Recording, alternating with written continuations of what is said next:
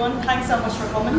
So, ladies and gentlemen, distinguished guests, members of the WIP board, host families, and fellow colleagues, I have the pleasure of introducing to you today our WIP policy paper on sport and reconciliation. So, as a group, we've been meeting every Tuesday night. It's been great crack. It's just been fantastic. No one's fallen out, so we view that as a massive success.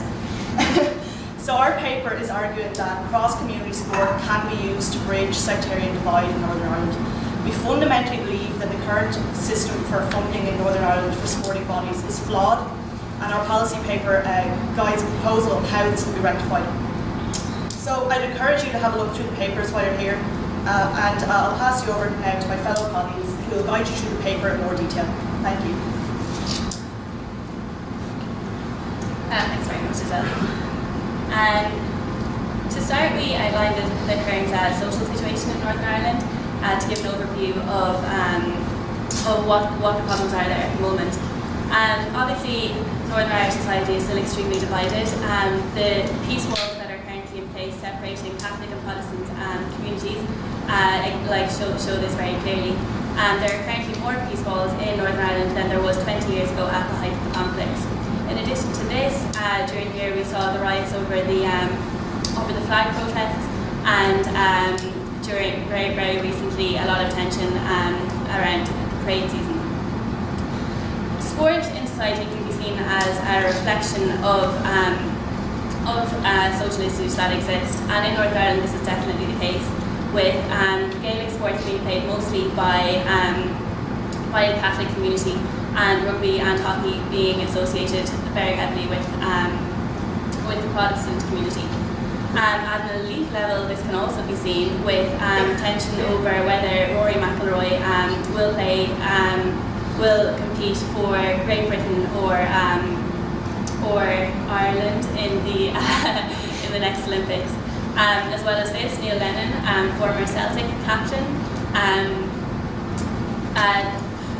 that's a Catholic football club, decided to play for Northern Ireland. He met a lot of attention as a result of this, and eventually had to resign after being booed from the pitch and facing a lot of ill feeling towards him.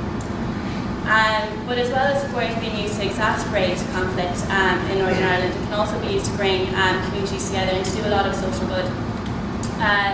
An example of this is Peace Players in Northern Ireland that bring children from both sides of the community together to teach them, to learn from diversity, learn about people who are different from them very early on. These bodies have extremely good intentions, and they are out to solve very important social problems. So it's important that they are there. There also, obviously, there's overspill effects in that leadership, teamwork is being taught to the children. It affects their health and keeps them off the street. So overall, these bodies are very important, and they're they're attempting to solve a very real problem. But although these bodies are in place, there's lots of different bodies that are doing lots of different things, and they're going in different directions. There isn't a lot of cohesiveness between them. It's very hard to see what their goals are. It's very hard to see whether they're actually being effective.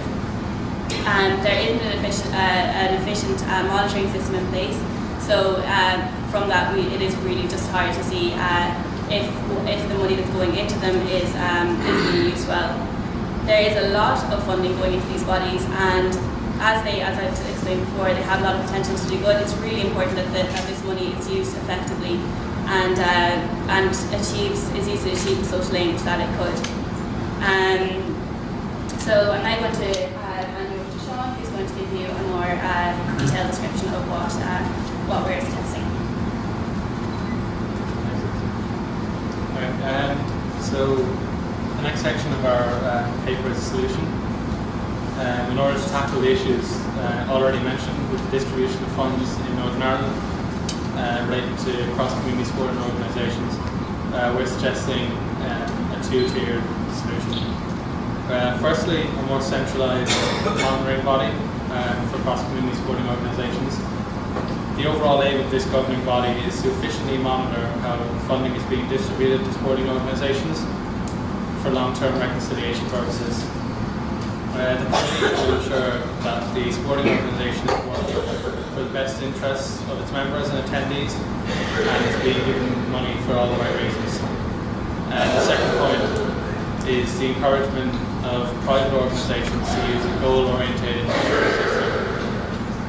Private and foreign investors are obviously more than welcome to give their money to whatever organisation they want.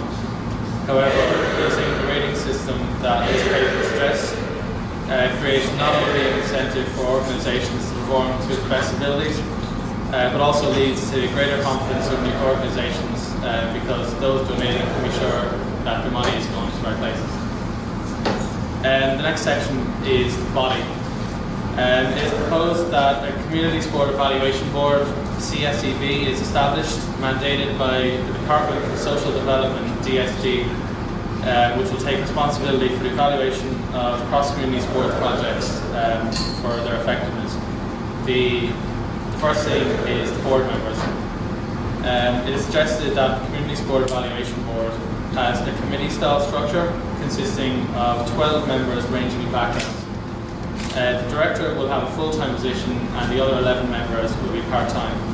It is suggested that the members are chosen from various backgrounds, including representatives from the University of Ulster, the Department for Culture, Arts and Leisure, DCAL, the Department for Social Development, Sport NI, the Community Relations Council, the PSNI, Community Evaluation Northern Ireland, and a consulting firm, for example, Accenture or Deloitte. The CSEB shall use a rating system based on that of MyDot and is rated a non-profit rating organisation. The categories for evaluation separate into 5 main sections: planning, performance, learning and measuring, leadership, and finances. Once all the subcategories have been rated, a score will be set to give an overall rating for that community organisation, where an A is excellent, a B is good, and so on. The next section is seal of change. A seal of change indicates to possible social investors and to public authorities that an organisation is deemed to be making a positive change in its community in an effective and efficient manner.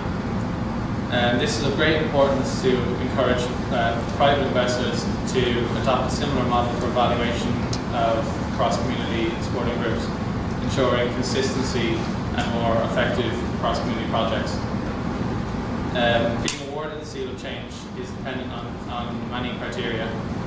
Firstly, an organisation must attain a minimum score in the rating process of a C grade, alongside the organisation providing written evidence relating to measuring its activities, success and results, as well as the organisation's leadership and finances. The next section is the recovery period. If an organisation fails to obtain an A, B or C grade, then it will begin a recovery period in which special help will be given to the organisation to ensure that it is functioning more effectively. It is suggested that a recovery period will be limited by the CSEB. If an organisation fails to increase their grade and are not attempting to make their work more effective, then funding will be reduced and eventually withdrawn. This will ensure that only organisations who are working towards cross-community integration and anti-sectarianism will receive cross-community funding. Finally is the annual report. So an annual report will be produced indicating an overall score for each group or organisation, including a detailed breakdown of the results. An area for improvement section will be included, which will indicate how the group can build on their current performance and progress to better improve their organisation and their market in the following years. And now I'll hand you over to Dave. Thanks, Sean. So that is us. That's a lot of information to take in, and it's a very detailed proposal. And so I just want to leave you with 2 things. First thing is to say that kind of very detailed board we just described to you, we're not sure if it's going to work. We're not sure if it's going to look exactly like that. This is a very difficult issue. Lots of funding goes in. We're trying to establish a new governing committee. So this might not be a blueprint for exactly what's going to be there. That's it. But what we think we've done is we've highlighted a real problem. We think cross-community sport can be used to benefit Northern Ireland, can be used to bridge sectarian divides, and we're really passionate that it should. But what's been going wrong is that the structure just isn't helping them do that enough. We want more centralisation, we want them talking to each other, so they make sure the gaps are covered. And we want a monitoring system to make sure the power goes back to the councils, to the parents who are sending their kids to these organisations, to the kids who go, so that they know their organisations are as good as they can be and as they claim to be. If we can monitor them in roughly the same way, then we have a much better chance of finding that out. The second thing we want to leave you with is where we think our paper is distinctive is that it tackles an issue that is pretty much only relevant to Ireland and Northern Ireland. We think when funders come to WIP and say, why do we need WIP? Why do you need WIP when the conflict in Northern Ireland is all over, when they're not killing each other in the streets anymore? What are the problems you have to deal with? We say, well, there's very definitely problems that only affect kind of Ireland and Northern Ireland. This doesn't need to happen in Canada, for example. This doesn't need to happen in Italy. This is why you need WIP specifically for Northern Ireland and Ireland.